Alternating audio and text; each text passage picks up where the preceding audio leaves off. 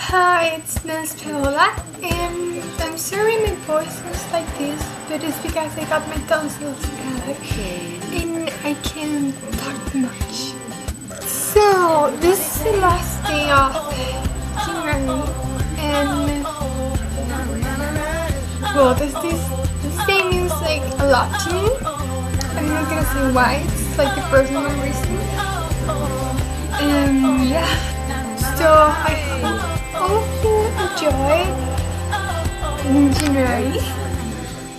And you all have a great day. So here's the deal. I want you to comment here your February wish. Okay? My February wish is to have a Valentine's. Okay, to have a Valentine to be healthy and happy all month. So now I'm gonna show you like some pictures of my ordinary. Hope you enjoy.